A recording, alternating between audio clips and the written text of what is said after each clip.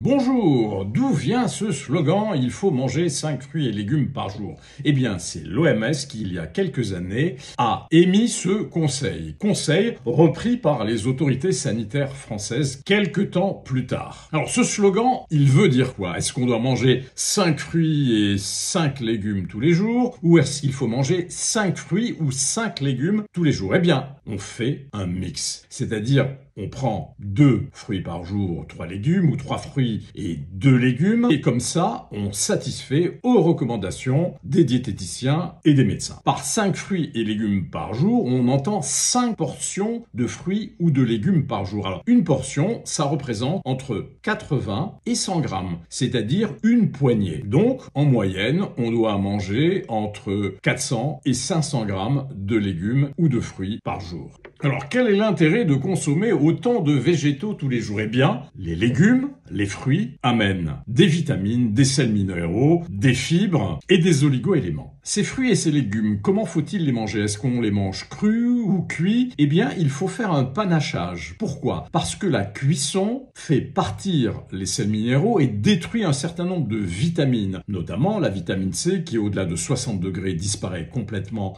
des fruits et légumes, et certaines vitamines du groupe B qui, aux alentours de 100 degrés, sont détruites par la chaleur. C'est également intéressant de manger des légumes et des fruits cuits pour la bonne raison que la cuisson permet d'améliorer la digestibilité des fibres, donc de rendre les fibres plus digestes. Alors peut-on ne manger que des fruits ou ne manger que des légumes? Alors le problème de ne manger que des fruits, c'est le sucre, parce que la plupart des fruits sont plus riches en sucre que la plupart des légumes. Si par exemple vous mangez un melon charentais entier tous les jours, eh bien cela revient à ingérer aux alentours d'1 kilo de fruits et 600 calories glucidiques, ce qui fait beaucoup. C'est à peu près les 2/3 de la ration glucidique journalière. Ce qu'il faut donc, c'est panacher les fruits et les légumes. Alors, quels fruits et légumes choisir? Faut-il les choisir bio? Oui, si on a les moyens d'acheter des produits bio, eh bien, c'est mieux parce qu'il y a beaucoup moins de pesticides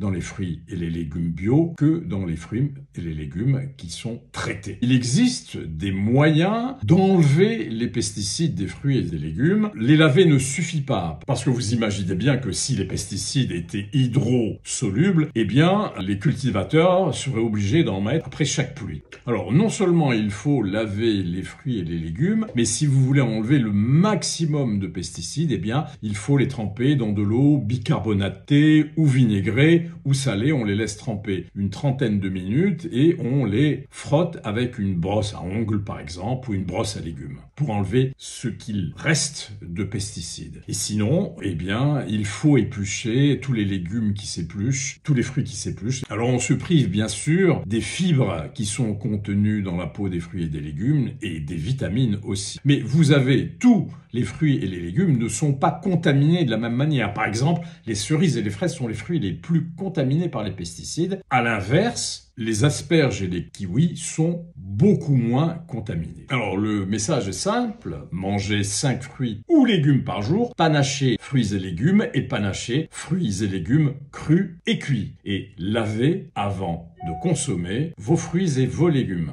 pour les débarrasser des pesticides. Les laver à l'eau seule ne suffit pas, il faut adjoindre soit du vinaigre blanc, soit du bicarbonate, soit du sel à l'eau de lavage et laisser tremper une trentaine de minutes. Merci de m'avoir écouté, à très bientôt, au revoir.